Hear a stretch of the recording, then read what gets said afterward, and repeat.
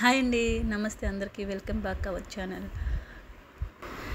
ఈ వీడియోలో మనము శివునికి సోమవారం ఎందుకు ప్రత్యేకం, శివునికి చంద్రునికి మధ్య ఉన్న సంబంధం, శివుణ్ణి ఎందుకు చంద్రశేఖరుడు అని అంటారు, వ్రతం, శివునికి ఇష్టమైన వ్రతం ఏంటి, పూజ ఎలా చేయాలి, ఆయన యొక్క మంత్రం ఏంటి అనేది ఈ వీడియోలో కంప్లీట్ డీటెయిల్స్ తెలుసుకుందాం.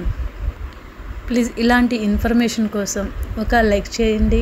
సబ్స్క్రైబ్ చేసుకున్నట్లయితే ఒక సబ్స్క్రైబ్ బటన్ ప్రెస్ చేయండి ప్లీజ్. శివునికి పౌరాణిక నేపథ్య ప్రకారం సోమవారానికి చంద్రుడు అధిపతి. చంద్రుడు శివునికి ప్రియమైన వాడు. ఒక కథ ప్రకారం చంద్రుడు దక్షుడిచే శపించబడతాడు. అప్పుడు చంద్రుడు కాంతి కోల్పోతూ ఉన్న సమయంలో శివుణ్ణి ఆశ్రయిస్తాడు. అప్పుడు శివుడు చంద్రుణ్ణి తలపై పెట్టుకొని ఆశీర్వదించడంతో చంద్రుడు మళ్ళీ కాంతిని పొందుతాడు. అందుకే శివుణ్ణి చంద్రశేఖరుడు అని కూడా అంటారు. సోమవారం శివుణ్ణి పూజించడం వల్ల మనకు మనశ్శాంతి కలుగుతుంది. ఆయనకి ఎలా వ్రతం చేయాలి, శివుణ్ణి ఎలా పూజించాలి అనేది ఇప్పుడు తెలుసుకుందాం.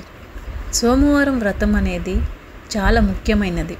చాలామంది సోమవారం ఉపవాసం ఉండి శివుడిని పూజిస్తారు.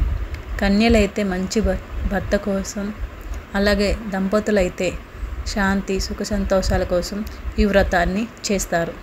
శివలింగానికి పాలు, నీళ్ళు, పానకం, బెల్లం, నీళ్ళతో అభిషేకం చేయడం ద్వారా పుణ్యం లభిస్తుంది.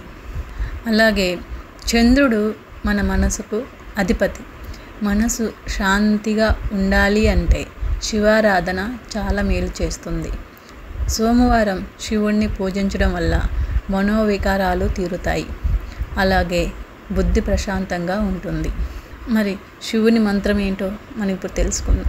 శివునికి ఎంతో మంత్రాలు చదవాల్సిన అవసరం లేదండి.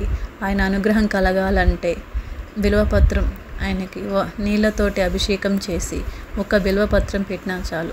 ఆయన చాలా మేలు మన మీద ఎప్పుడూ దయ ఉంచుతాడు. అలాగే ఇప్పుడు ఆయన మంత్రం ఓం నమః శివాయ అనే ఒక మంత్రం చాలండి.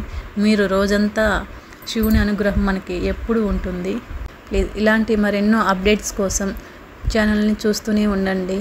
లైక్ చేయండి, షేర్ చేయండి, సబ్స్క్రైబ్ చేసుకొని బెల్ ఐకాన్ని ప్రెస్ చేయడం వల్ల మేము పెట్టే ప్రతి వీడియో లింక్ అనేది మీకు అప్డేట్ వస్తుంది.